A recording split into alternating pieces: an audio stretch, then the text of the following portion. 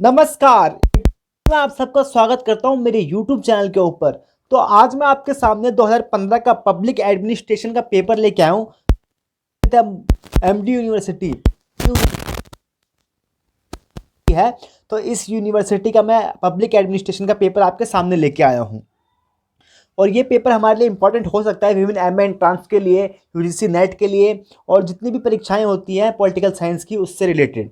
तो आइए सबसे पहला क्वेश्चन देख लेते हैं जो कि संबंधित है।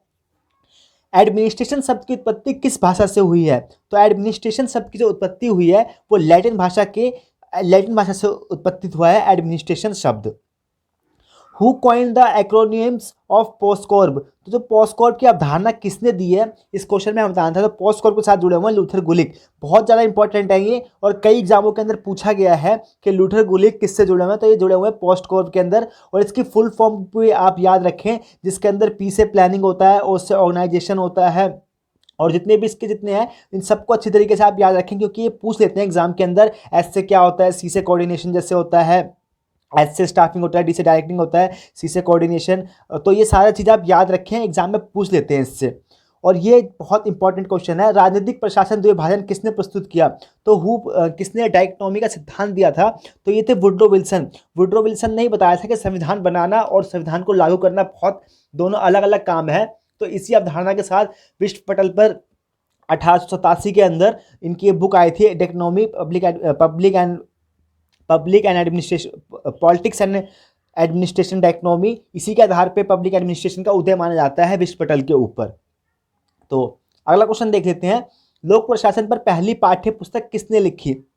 तो जो लोक प्रशासन के ऊपर पहली पुस्तक लिखी थी वो एल डी वाइट ने लिखी थी, an introduction to public administration.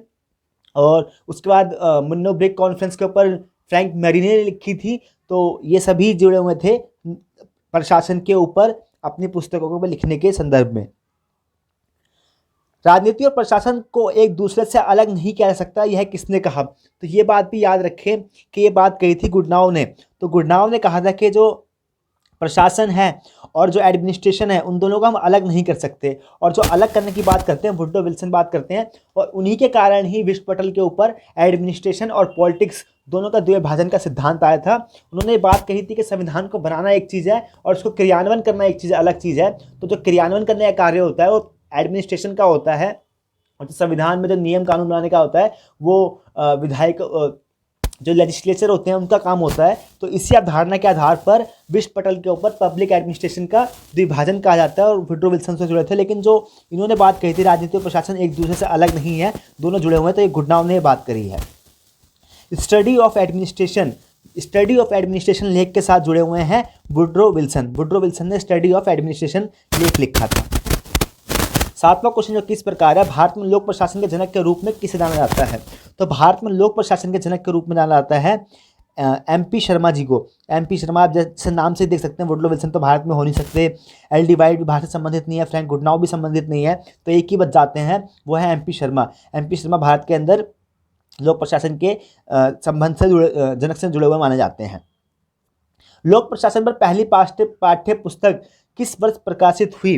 तो जो लोक प्रशासन जो पहली पुस्तक प्रकाशित हुई थी वो 1926 के अंदर हुई थी और एल डी वाइट जी ने ये पुस्तक प्रस्तुत करी थी। पोस्टकॉर्ब में सी देख लीजिए, मैंने आपको पहले बताया था कि इससे रिलेटेड जितनी भी होती है इसको आप हल्के में ना लें, इसकी फुल फॉर्म को याद रखें। Planning, organisation, staffing, directing, coordination और जितने भी हैं और ये आर से और ये सब चीज़ याद रखें आप, क्योंकि एग्जाम में पूछ लेते हैं। तो जो इसका सी से है कोऑर्डिनेशन, कमांडिंग इससे जुड़ा हुआ है। What do you mean by CO in the acronyms of POSDCORB? तो पोस्टकॉर्ब के अंदर CO जुड़ा आदेश के साथ जुड़ा हुआ है, कमांड है। तो इसका जो माफ़ कीजिएगा, तो C जुड़ा हुआ है वो जुड़ा हुआ है समन्वय यानी कोऑर्डिनेशन के साथ। मैंने थोड़ा गलत बोल दिया था तो उसके लिए माफ़ी चाहता हूँ मैं। तो ये जुड़ा हुआ है कोऑर्डिनेशन के साथ, CO जुड़ा हुआ है कोऑर्डिनेशन के साथ। लोक प्रशासन के विकास से संबंधित किस चरण को सुनहरे चरण के रूप में माना जाता है? और ये क्वेश्चन भी बहुत इंपॉर्टेंट है क्योंकि ये यूजीसी नेट के अंदर भी काफ़ी बार रिपीटेड रहा है। अभी 2022 के अंदर ही पूछा गया था, 2019 के अंदर ही पूछा गया था इस क्वेश्चन को। और ये मैचिंग से रिलेटेड क्वेश्चन आते रहते हैं। मैचिंग में पूछ लेते हैं कौन किस वर्ष से जुड़ा हुआ है, कौन किस से सुनहरा काल था, संकट का काल था और द्विभाजन का काल कब था। तो इसको आप हल्के में ना लें, इसको आप अच्छी तरीके से देख के जाएं एग्जाम के अंदर। ये 1927 से 1937 को लोक प्रशासन का सुनहरा काल के तौर पे जाना जाता है। 11वां क्वेश्चन जो कि इस प्रकार है, समन्वय संगठन का प्रथम सिद्धांत किसने दिया? तो coordination is the principle of organisation. तो coordination is the principle of organisation की बात करते हैं मूने और रिले ने coordination in the first principle of organisation की बात करी है। तो इसका फर्स्ट आंसर मूने सही है। Which of the following is not a line agency? तो लाइन एजेंसी इसमें से क्या नहीं है? निम्नलिखित में से कौन सा सूत्र अभिकरण नहीं है? तो लाइन एजेंसी जो इसमें से नहीं है वो है संघ लोक सेवा आयोग। संघ लोक सेवा आयोग जॉब रिक्रूटमेंट की एक एजेंसी है, जबकि विभाग है, डिपार्टमेंट होता है, पब्लिक कॉर्पोरेशन होता है और स्वतंत्र नियामक आयोग, ये सभी लाइन एजेंसी का उदाहरण है। लेकिन जो लोक सेवा आयोग है ये इसका उदाहरण नहीं है। फंक्शन ऑफ फ्लाइंग एजेंसी, तो लाइन एजेंसी के जो फंक्शन होते हैं, तो जो लाइन एजेंसी होती है उसका कार्य होता है नीतियों को लागू करवाना। तो पॉलिसी इम्प्लीमेंट एग्जीक्यूशन, यानी पॉलिसी को एग्जीक्यूशन कैसे करना है, यह कार्य होता है लाइन एजेंसी का। 14वां क्वेश्चन जो किस प्रकार है, independent regulatory commission in USA are called. तो जो स्वतंत्र नियामक आयोग को अमेरिका में कहा जाता है, तो क्या कहा जाता है स्वतंत्र आयोग को? यह कहा जाता है कांग्रेस की भुजाएं। तो जो कांग्रेस होती है यानी वहाँ की जो पार्लियामेंट को कांग्रेस कहते हैं, तो जो स्वतंत्र रेगुलेटरी कमीशन होते हैं वो उनकी सहायता करते हैं, इसीलिए इनको वहाँ की भुजाएं कहा जाता है। How many basis of organisation are stated by Gulick? तो गुलिक ने कितने प्रकार के संगठन बताए हैं? तो गुलिक ने बताए थे 4 प्रकार के संगठन। तो 4 प्रकार के संगठनों की बात गुलिक ने करी है। तो इसका सेकंड आंसर सही है। भारतीय लोक प्रशासन संस्थान कहाँ स्थित है? और यह भी बहुत रिपीटेड क्वेश्चन है, तो पूछा जाता है कई एग्जामों के अंदर। तो भारतीय लोक प्रशासन का संस्थान स्थित है नई दिल्ली के अंदर। और लबासना को भी आप जानते हैं, लबासना जहाँ पे IAS वाईएएस की ट्रेनिंग होती है, तो वो भी आप याद रखें, वो भी पूछ लिया जाता है। तो वो है हिमाचल प्रदेश के अंदर है लबासना, तो उसको भी याद रखें। वहाँ पे IAS ऑफिसर यानी जो लोक सेवक होते हैं उनकी ट्रेनिंग करवाई जाती है। भारत में भर्ती के लिए योग्यता प्रणाली को निम्नलिखित में से किस आयोग के अनुसार अपनाया गया? तो योग्यता मेरिट बेस्ड जो प्रणाली थी भारत के अंदर, वो किस आयोग की सिफारिश के आधार पर करी गई थी? तो ये मेघालय आयोग के द्वारा भारत में योग्यता आधारित प्रणाली को अपनाया गया था। भर्ती प्रणाली जिसमें सभी योग्य व्यक्ति को समान अवसर प्रदान किए जाते हैं उसे कहते हैं। तो भर्ती आधारित जो पद्धति है इसमें सभी लोगों को समान योग्यता के द्वारा ही लिया जाता है, तो इसे डायरेक्ट कहते हैं, यानी प्रत्यक्ष समान अवसर की कहा जाता है। तो ये इसका फर्स्ट आंसर सही था। Entrepreneurship system of training is part of. तो जो इंटरप्रेन्योरशिप हम करते हैं किसी भी इंस्टीट्यूशन के अंदर, वो किससे संबंधित होता है? तो ये पूर्व प्रवेश परीक्षण यानी प्री एंट्री ट्रेनिंग के किसी में हमें अगर फुल टाइम काम करना है तो उससे पहले हम इंटर्नशिप करते हैं उस इंस्टीट्यूशन के अंदर, उसकी कार्यवाही को जानते हैं, कैसे करता है, क्या होता है। तो ये सभी जुड़ी होती है प्री एंट्री, यानी हम उससे एंट्री से पहले ही सब चीज़ें कर लेते हैं। तो ये जुड़ा होता है परीक्षण का एक भाग के तौर पे।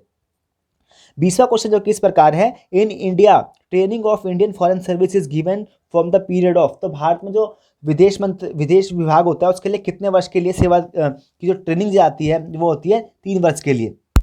तो ये भी याद रखें। और जो IAS ऑफिसर होते हैं उनकी भी शायद 3 वर्ष की होती है, एक बार चेक कर लें, क्योंकि ये क्वेश्चन भी पूछा गया था कि कितने साल की ट्रेनिंग होती है सर ये IAS की। तो वो भी आप एक बार अच्छी तरीके से देख लें।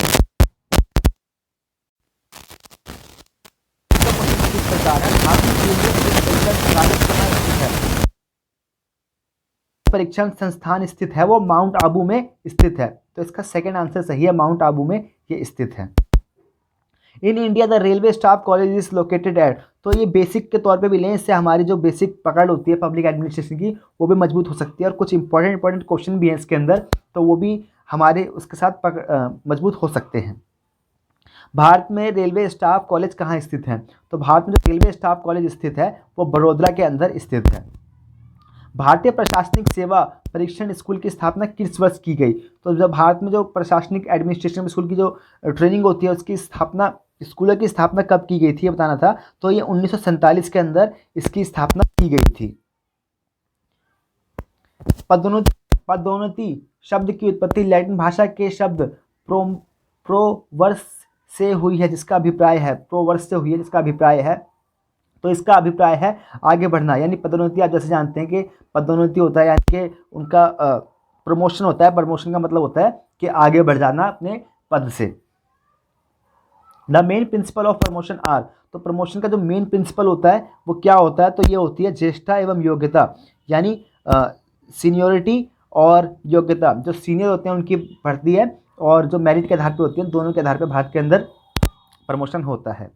निम्नलिखित में से कौन सा आत्मबल बढ़ाने का तरीका नहीं है, तो जो मोटिवेशन बढ़ाने का, मोरल बूस्ट करने का कौन सा तरीका नहीं है, तो बताना था। तो इसके अंदर आरक्षण का बुरा प्रभाव, तो ये नेगेटिव, आप ऐसे क्वेश्चन में कहीं पे भी देखें तो आप जहाँ पे भी आपको नेगेटिव चीज़ें लगे किसी के संदर्भ में, तो उसका आंसर वही होता है। तो इसका जो आंसर सही है, आरक्षण का बुरा प्रभाव आत्मबल बढ़ाने का तरीका नहीं है।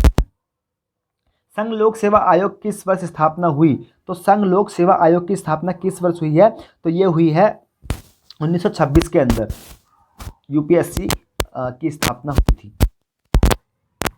लोक सेवा आयोग के सदस्य का कार्यकाल कितना होता है, तो लोक सेवा जो आयोग होता है उसके सदस्य का कार्यकाल होता है 6 वर्ष का। विटले काउंसिल, विटले परिषद की सर्वप्रथम स्थापना किस वर्ष हुई थी, तो जो विटले कमीशन की स्थापना हुई थी 1916 के अंदर हुई थी और ये अमेरिका से संदर्भित एक कमेटी थी। संयुक्त सलाहकार तंत्र के संगठन में सम्मिलित है, तो संयुक्त सलाहकार तंत्र के संगठन में सम्मिलित होते हैं, वो होते हैं, ये सभी सम्मिलित होते हैं। इसके अंदर राष्ट्रीय परिषद भी होता है, विभागीय परिषद भी होती है और क्षेत्रीय परिषद भी होता है। तो उपरोक्त सभी, चौथा आंसर का सही है, national council, department council and regional council, these are institution is participated in organisation of joint consultative machinery. Who is the head of the who is the head of the state in India, तो भारत में निम्न में से राज्याध्यक्ष कौन है, तो जो जितने भी भारत के अंदर कार्य होते हैं, प्रशासनिक कार्य, वो राष्ट्रपति के नाम पे करे जाते हैं और राज्य के अंदर जो कार्य होते हैं वो राज्यपाल के द्वारा किए जाते हैं। तो ये याद रखें, भारत के अंदर जो राष्ट्राध्यक्ष होता है वो राष्ट्रपति होता है। केंद्र में औपचारिक रूप से कार्यकारिणी शक्तियां निम्न में से किसमें निहित हैं, केंद्र में औपचारिक रूप से कार्यकारिणी शक्तियां निम्न में से किसमें निहित है, जो केंद्र सरकार के अंदर जो कार्यकारिणी शक्तियां होती है वो निहित होती है राष्ट्रपति के अंदर। तो राष्ट्रपति को भी बताया था मैंने आपको, वो हेड होते हैं, तो उन्हीं के अंदर जितनी भी कार्यकारिणी शक्तियां होती हैं उनके अंदर निहित होती है। तो अगला क्वेश्चन देख लेते हैं,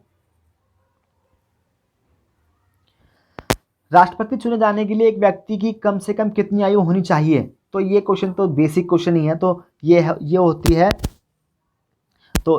है 35 वर्ष। 35 वर्ष की आयु होनी चाहिए कम से कम राष्ट्रपति चुनने के लिए। भारत में राष्ट्रपति के ऑफिस पद का वर्णन संविधान की किस धारा के तहत किया गया है, तो जो राष्ट्रपति के जो ऑफिस है उसका वर्णन किया गया है संविधान की धारा 52 के अंतर्गत। भारतीय राष्ट्रपति हैं, तो भारत राष्ट्रपति वो है संसद का एक अंग है, वैधानिक मुखिया भी हैं, संसद का अंश है और वैधानिक मुखिया, तो ये थोड़ा कंफ्यूजन है वैधानिक मुखिया, तो एक बार आप चेक कर लें क्योंकि मुझे तो लग रहा है कि वो वैधानिक मुखिया भी होते हैं और संसद का अंग भी होते हैं।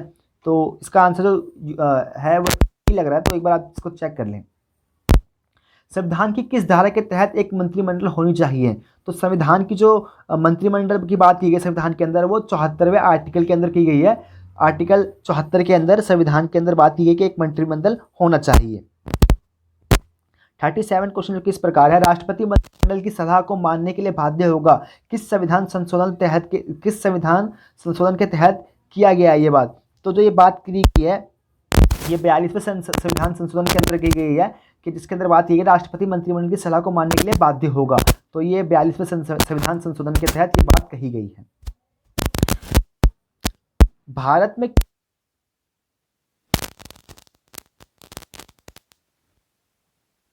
कि किसकी अनुमति के अनुसार ही कार्य करते हैं, इच्छा अनुसार कार्य करते हैं, तो ये आंसर है राष्ट्रपति की इच्छा के अनुसार राष्ट्रपति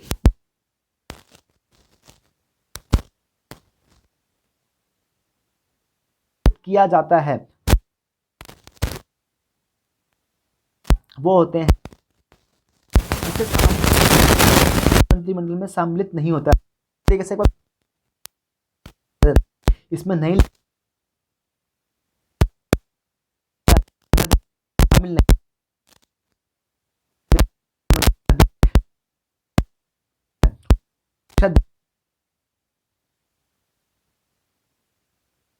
है, तो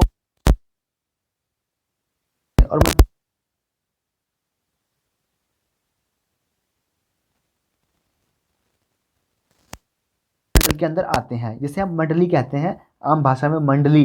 आप देख सकते हैं जैसे मंडली लिखा है, ये मंत्रिमंडल, तो मंडली होती है जो बहुत सारे सदस्यों की, तो वो होती है। 40वां क्वेश्चन जो कि इस प्रकार है, निम्न में से केंद्र सरकार का वास्तविक कार्यकारिणी मुखिया कौन था? वास्तविक तो आप जानते ही हैं प्रधानमंत्री होता है, तो इसका पहला आंसर सही है।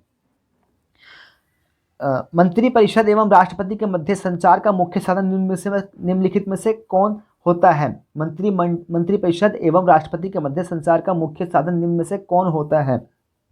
तो ये होते हैं प्रधानमंत्री। प्रधानमंत्री ही मंत्रिपरिषद और राष्ट्रपति के मध्य संचार का कार्य करते हैं। विभाग का प्रशासनिक मुखिया कौन होता है? तो विभाग का जो प्रशासनिक मुखिया होता है वो उप मंत्री होता है, यानी डेप्टी मिनिस्टर इज विभाग का administration head of the department होता है। तो अगला क्वेश्चन देख लेते हैं 43 क्वेश्चन जो कि इस प्रकार है, कैबिनेट सचिवालय के शीर्ष पर कैबिनेट सचिव होता है जो कार्य करता है। तो जो कैबिनेट सचिव होते हैं वो प्रधानमंत्री के अधीन, कैबिनेट सेक्रेटरी जो होते हैं वो प्रधानमंत्री के अधीन ही कार्य करते हैं। 44 क्वेश्चन जो कि इस प्रकार है, गृह मंत्रालय सर्वप्रथम ईस्ट इंडिया कंपनी के दौरान किस सन में स्थापित किया गया? तो गृह मंत्रालय था, उसकी स्थापना हुई थी 1843 के अंदर गृह मंत्रालय की स्थापना हुई थी। The office of governor is India, तो भारत में राज्यपाल का पद है, तो राज्यपाल का पद क्या है? आप जानते हैं राज्यपाल का पद होता है मनोनीत, इसको राष्ट्रपति द्वारा मनोनीत किया जाता है प्रधानमंत्री की सलाह के ऊपर। किसी राज्य का राज्यपाल कितने समय के लिए नियुक्त किया जाता है? तो जो राज्य का राज्यपाल होता है वो 5 वर्ष के लिए ही नियुक्त किया जाता है। राज्य का राज्यपाल निम्न में से किसके द्वारा नियुक्त किया जाता है? तो राज्य का जो राज्यपाल होता है वो नियुक्त किया जाता है राष्ट्रपति के द्वारा, और वो भी प्रधानमंत्री की सलाह के ऊपर, यानी कैबिनेट की सलाह या प्रधानमंत्री की सलाह के ऊपर राष्ट्रपति द्वारा नियुक्त किया जाता है। राज्य लोक सेवा आयोग के सदस्यों को सेवानिवृत्त आयु है, तो जो राज्य के अंदर जो संघ लोक सेवा आयोग होता है, राज्य लोक सेवा आयोग, उसको कब सेवानिवृत्त किया जाता है? तो वो होते हैं 62 साल की उम्र में, 62 साल की उम्र में उन्हें सेवानिवृत्त किया जाता है। राज्यपाल को वेतन भत्ते तथा अन्य सुविधाएं प्राप्त होती हैं, तो जो राज्यपाल को जो वेतन भत्ते और सुविधाएं प्राप्त होती हैं वो संविधान की द्वितीय सूची के आधार पर। ज़्यादा इंपॉर्टेंट है क्योंकि पूछा गया क्वेश्चन है, एमए एंट्रांस के अंदर पूछा गया दिल्ली यूनिवर्सिटी के, तो ये इसका आंसर है द्वितीय अनुसूची के द्वारा, यानी सेकंड शेड्यूल के द्वारा ही गवर्नर का जो जितना भी एलिमेंट अलाउंस और प्रिविलेज होते हैं सब इसके द्वारा ही बताया गया है। The ordinance of the governor is valid for, तो जो गवर्नर का जो राज्यपाल के जो अध्यादेश होते हैं वो कितने महीने या कितने दिन के लिए वैलिड होते हैं? तो राज्यपाल के होते हैं वो 3 महीने के लिए ही वैलिड होते हैं। तो इसका आंसर सी सही था, इसका आंसर माफ़ कीजिएगा 6 सही है, सॉरी गलती हो गई थी मुझसे। तो इसका 6 महीने के लिए वैलिड होता है राज्यपाल के आदेश, और राष्ट्रपति के भी आदेश 6 महीने के लिए, 6 सप्ताह और 6 महीने के लिए वैलिड होते हैं। जब संसद कार्य नहीं कर रही होती तब अध्यादेश लाया जाता है, और अध्यादेश आर्टिकल 111 के तहत लाया जाता है, क्योंकि पूछा गया एग्जाम के अंदर क्वेश्चन है कि किस आर्टिकल के तहत अध्यादेश लाया जाता है, तो आर्टिकल 111 के तहत।